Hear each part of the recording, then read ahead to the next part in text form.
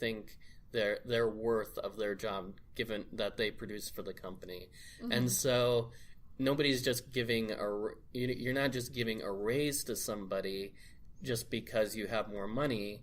You're giving a raise to someone because you believe that they would actually deserve that increase in their income based on the work that you're doing. But Mitch, that doesn't seem ethical.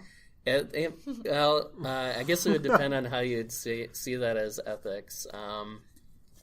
So it's definitely tough because if a company doesn't think that the people are worth more than what they're already paying, there's no rationale for them as a business owner to give them more money for no reason. Yeah, the company pays it's not what they think they're worth, it's what they can get away with. They keep people at this low pay as they can without actually, losing or killing them. When you think about it, I mean, like, it comes down to, your position and how important you are. So you talk about maybe like a franchise manager versus the grunt worker at the bottom of the chain. I mean, how can you see it in their eyes that maybe this person at the bottom of the chain, say, take McDonald's as an example. You got the fry cook who is working. I worked at McDonald's. That was my very first job. My best job, by the way.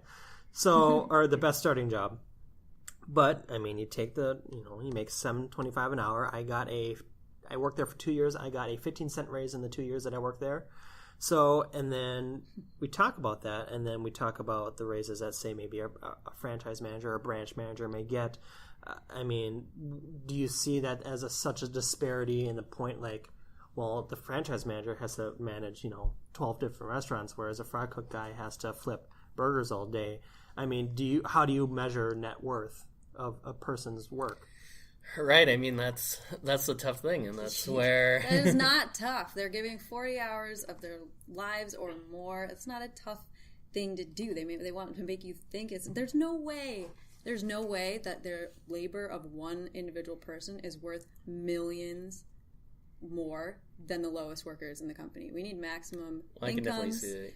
We need much higher minimum incomes, and we need much lower maximum incomes, because the disparity between... the people at the top are working the least hard. The CEOs, they just sit around. All they do is sit around. Look at Trump. Look at the guy with the highest office in the world. He watches TV all day. That's literally what he does. Well, I wouldn't compare Trump as an average business person to other corporate CEOs out there, because I think there are a lot of CEOs that work very hard. Right. Now, is their work worth hundreds or thousands of times more than someone that might be at a lower end of the spectrum? Probably not. If you believe people are inherently unequal, that's what comes of it. And we have this double standard where we walk around saying that everybody's equal, and yet they don't deserve the same thing. And that's an interesting thing. And you mentioned about like wage caps or for the higher held positions. Now, do you think that drives incentives for people to want to get to that level? Say as a branch manager, your wage cap would say be $80,000. Do you think that would dissuade a lot of people from wanting to get into that profession, whatever specialization it may be? I mean, and I'm just playing a lot of devil's advocate, trying to figure out, how things could change for the better. Well, if it's a shitty thing to do and you have to incentivize people by giving them a ton of money to do it, then maybe that profession shouldn't exist in a lot of cases. And the fact that our economy is driven solely by a profit expansion model is completely unsustainable. You can't expand. You can't increase your profits forever. And that's the way that capitalism is built. That's the structure that is in place. And it's not necessary. It's not any individual actor that is screwing us over. It's the system itself. It's the way it's built. And I don't think that you can say, oh, well, people aren't going to want to work if you don't pay them millions of dollars. Like, that's bullshit. People want to work. People want to create things and do good things with their lives. But who's going to control that to say, oh yeah, this is the cap that we're going to put on a CEO or anybody? I mean, what you're proposing is a complete overhaul in the entire system, and I mean, yep. Capitalism has been around for goddamn ever. So no, it hasn't. At least, well, for America, I mean, that's the only system we've known. Well, I mean, we started with slaves. So we've come a long way. Yes, we have come a long way. And I mean, there's a lot of people I think who are arguably still slaves. Slaves. We're all slaves. We're going to be slaves to law school in a couple weeks here. Well, so my opinion would definitely be that we definitely need a minimum wage, and I definitely think the minimum wage should be increased as well. But let's move on to another topic. The Stand Your Ground law. I don't know if there was a video that was circulating on Facebook a lot that where this African American gentleman was shot and killed by someone who claimed Stand Your Ground law. I don't know if you guys saw the video at all, but basically, his girlfriend and this older white gentleman. He was yelling at his girlfriend because she was parked in a handicapped spot while the guy went in and grabbed something out of the store. And then while he's yelling at this girl, the boyfriend sees him, comes out, runs, and basically shoves the guy down to the ground. And the guy pulls out a gun, and so the guy who pushed him, the African American gentleman, he obviously backs away. And then he ends up getting shot by that guy. Whose girlfriend was it? So the guy who got shot. The guy who got shot. His girlfriend. Was waiting in the car. He was yelling at her. Yeah, the older white man who shot him was talking to her outside by the car. He was basically berating her, and so her boyfriend comes out, shoves him on the ground. He pulls out his gun. Okay. He pulls out his gun. The black guy backs away, and then he shoots him. The older guy. The older guy shoots the black guy. Yeah, and then he runs into the store. Where was this? So this was in Florida. This is in Florida, and so that's why we have. Of Florida. So that's why we have the stand. That's why we kind of had those stand your ground laws in Florida. This is, if you guys remember the Trayvon Martin incident. People are kind of coming back to this as well. I guess, what are your guys' thoughts on that law? Does it make sense? Should they pretty much just basically change the law or get rid of it? Or Well, what I would say is that I know for probably a fact that this law probably does not apply equally to all people. Like, if the roles were reversed and if it was a person of color with the gun, there's no way that they would get away with shooting a guy in this situation. Like... Yeah, we should also say that they're not pressing any charges against the older white gentleman because of the Stand the Ground. They don't even want to do it? They didn't even arrest him. They know it's such a lost case. They didn't arrest him. They didn't arrest him for shooting someone in a parking lot. In most situations, you're going to get arrested no matter what. As soon as you pull out a firearm, you're going to get arrested. I mean, whether or not you're innocent, whatever. I mean, that's decided at a later point, but you're typically going to be detained until they can ask questions. Right. And I think they detained him there at the convenience store, but then released him, so... Oh, he pushed you? Oh, sorry, man.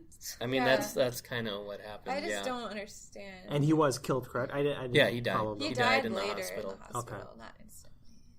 Yep. Which, is just an awful way to go. And I don't understand why this guy was so upset that he had to confront a woman sitting in her car in a parking spot. Like, was he a handicapped man? I mean, just for background, no, he wasn't handicaed. No, actually, there was if you saw the video, there was tons of open spaces next to the car too. That's what made it so crazy. Mm-hmm. He probably in that case targeted them because of the color of their skin. Like, there's so much room. Somebody. And maybe he wanted to. Dude. Yeah. So it's not standing your ground if you you started someone. it. Which is what they kind of talked about in the article too. But I think so. The family though is pressing charges, aren't they? Or because I heard there was a lawyer. He's the same lawyer that represented, I think, Trayvon Martin in that case. And I think they won in a civil trial. Yeah. The Trayvon Martin. Yeah. In the civil trial, they did. Yeah. Right. So in the criminal case, they sided on behalf of, I can't even remember what the other guy's name was, but they sided with him. Yeah, I guess I also don't really understand how the Stand Your Ground law differs from like any self-defense claim you could make in other states? Like, it just sounds more aggressive. Right. Well, in Minnesota, I mean, Minnesota is you have a duty to retreat or to, right. And we don't have castle laws as well, but I think it is kind of a gray area. Do we have castle laws? Yep. Are you sure? Yep. They've increased them in recent years, but yeah, like you don't have a duty to retreat from your home generally in Minnesota. Right. You don't have to retreat further inside your home once they're kind of in that threshold. But I think it is kind of a balancing act, with self-defense. I mean, typically, and you'll learn this in your criminal law and your tort law, that there is whatever is reasonable to stop the altercation. And if maybe in this situation, a man pushing another man would not warrant, obviously it does not warrant lethal self-defense, but it is a lot of perception, and a lot of the times perceptions can get skewed, especially if there's lack of body cam footage or if there's anything else. So that's where we kind of toe a fine line with how we want to approach, I guess, these laws in Florida and how they can be changed, or how we can prevent these kind of accidents from happening. Because I know a lot of the times on the conservative side, they're going to pull out the argument saying, well, we didn't know, he thought that they were a lethal threat. Mm-hmm. I mean, he thought he had Skittles. Exactly. I mean, a big black man coming at you, I mean, in today's day and age, that seems to be enough of a threshold to need to use lethal self-defense. Yeah, I think and that's kind of what the whole argument that they would throw out would be. And I think that's what's really hard to try and dissuade another state to do. Right. Yeah, hopefully Florida, I mean, maybe this will give them a chance to join, this century again and get rid of their extremely regressive stand your ground law. It sucks. Do we have statistics on how many victims have been from the stand your ground law? I didn't see any statistics. That'd be something we can look up. Yeah. We can report back next week or next episode. Yeah, definitely. Now let's talk about Facebook. They've been in the news recently due to poor financial performance. Stock went way down, right? Yeah, they lost 25% of their value at one point. Yeah, because they didn't. They basically everything they reported to the street was horrible, and they don't know how they're going to get any more customers. So. Yeah, I mean, so they have no idea how they're going to grow. Saturation of everyone that increase the birth rates, so more people are born, more people use Facebook. Yeah, that's basically the only way they can survive. You're gonna have to get one in the hospital. They're gonna get a little bracelet with their Facebook profile on it, and and you're born with it.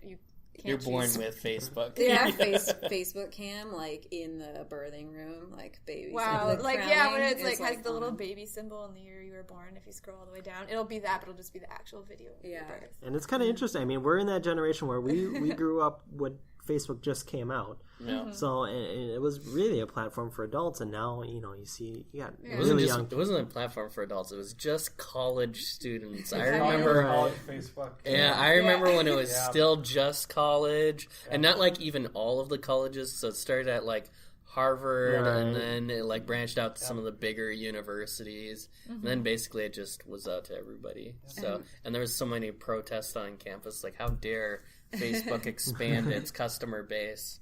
Have you guys heard of the wrongful life suits where kids have sued their parents saying that I didn't choose I shouldn't have been born? Yeah. What? I've heard that that's a thing. Maybe happened a couple times, but I don't know anything about it. I support them. And I also support those of you in the future, you Facebook babies whose parents are airing all of your most personal moments. 6-year-olds so this is who are Kate, my wife. This is for you. Posting naked pictures of your kids on Facebook, probably not cool. And children in the future when you want to sue, I may if I'm still alive, give me a call. I might represent you. 20 years, 20 years, we'll see.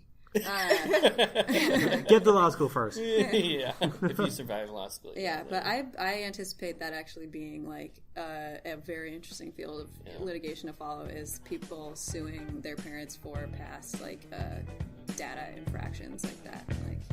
is the kind of stuff that people put on about